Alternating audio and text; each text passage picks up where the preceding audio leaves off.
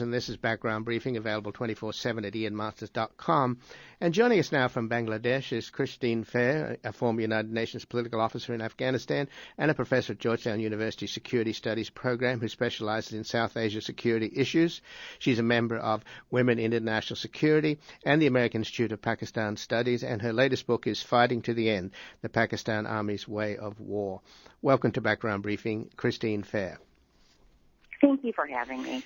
And Christine, we've talked a lot about Afghanistan and also particularly your specialty, Pakistan, but you're making the news in a different way. In the Washington Post recently, there was an article, a Muslim woman who voted for Trump asked Georgetown to intervene over professors' hateful, vulgar messages, was the title of the article. And essentially, this woman, Asra Nomani, is trying to get you fired. She wrote an op-ed in the Washington Post, I'm a Muslim, a woman, and an immigrant, and I voted for Trump. So this is an unusual situation where essentially, is this a case then of an attack on academic freedom? What's going on here? Because I've relied on you for your expertise on South Asia, and it seems strange that you should be, somebody should be trying to basically silence you and put you out of business.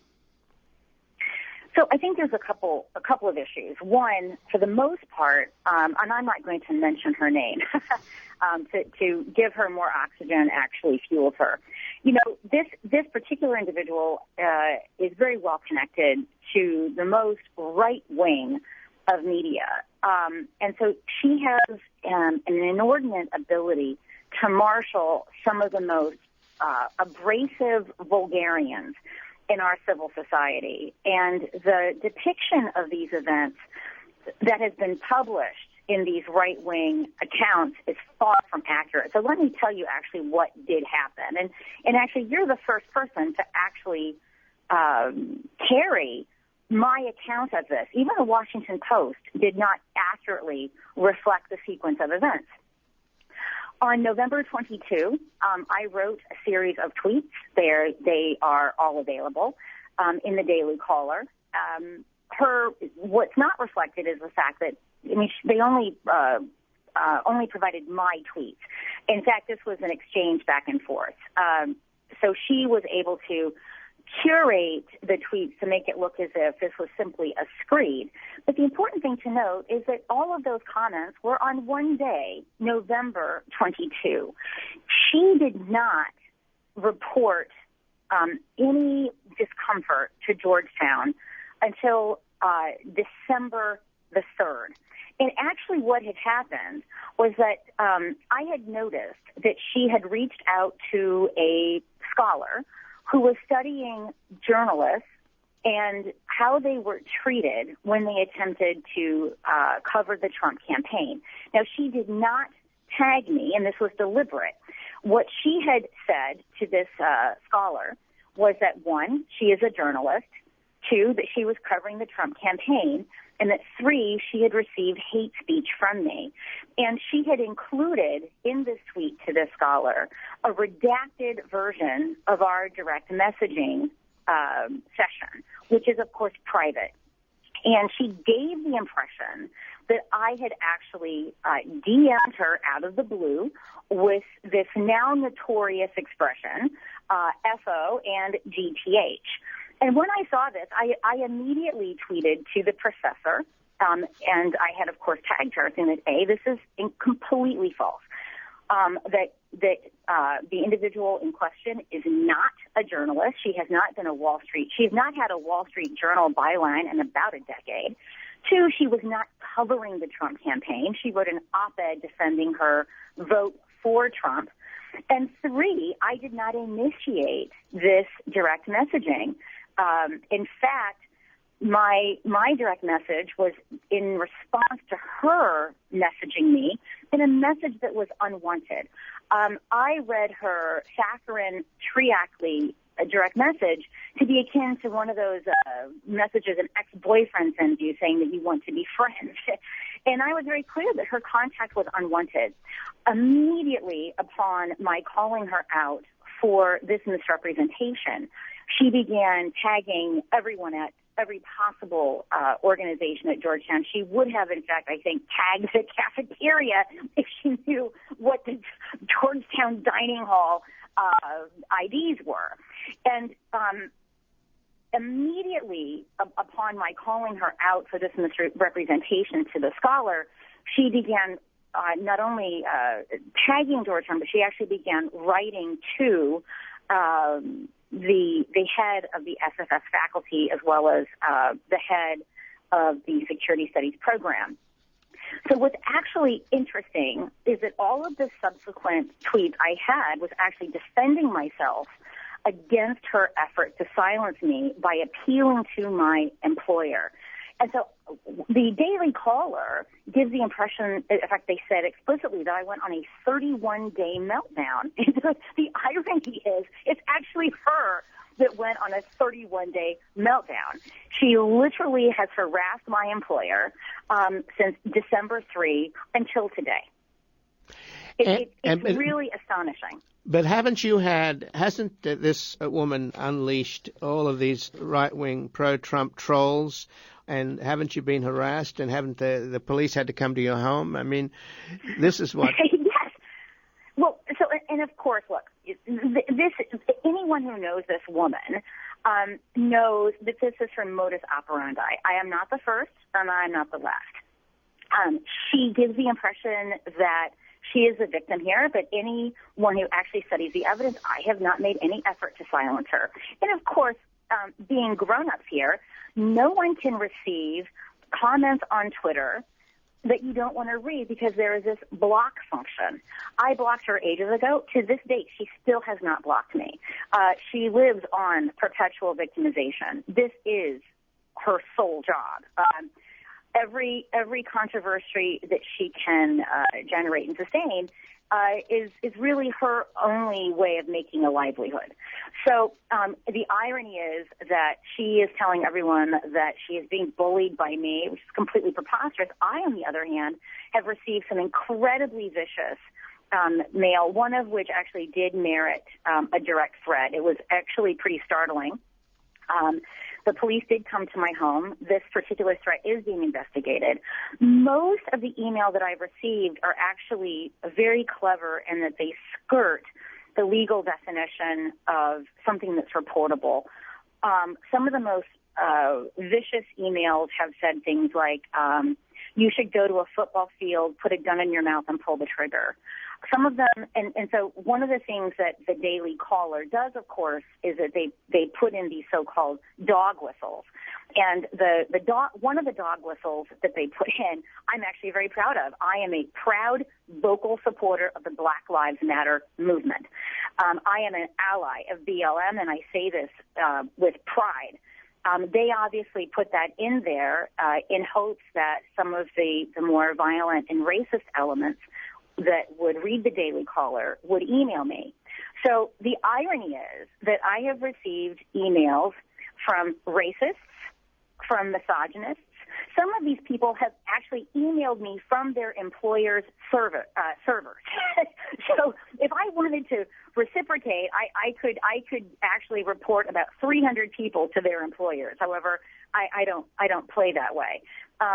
So yeah, it's actually been an interesting experience to get this kind of email as well as phone calls, Facebook messages, people's pictures. I know a lot about the people that have sent me these vicious, rapacious, violent, racist, and misogynist messages, which I think really speaks to the degree to which in this post-Trump environment, the most vicious elements of our society have been completely emboldened and empowered.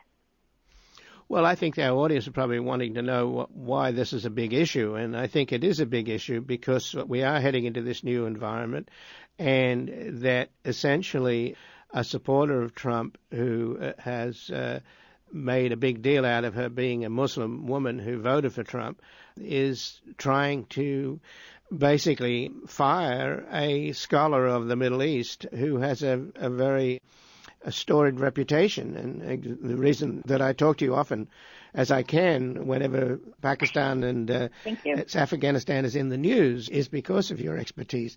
You speak all the local languages, you've done your homework, you know what you're talking about, and my program is an attempt to have fact-based information. So now that we're heading into, we have a president who doesn't care about facts, doesn't even believe in facts, and when he's told that Vladimir Putin helped elect him, he's denying it and blaming the Democratic National Committee for not protecting their servers, blaming the victim. We are entering a very surreal, fact-free world. So give me your sense of what the issues here and what's at stake. Well, so first of all, people who simply maybe have seen the Daily Caller or the op-ed or watched this individual on Fox may not really appreciate who she is.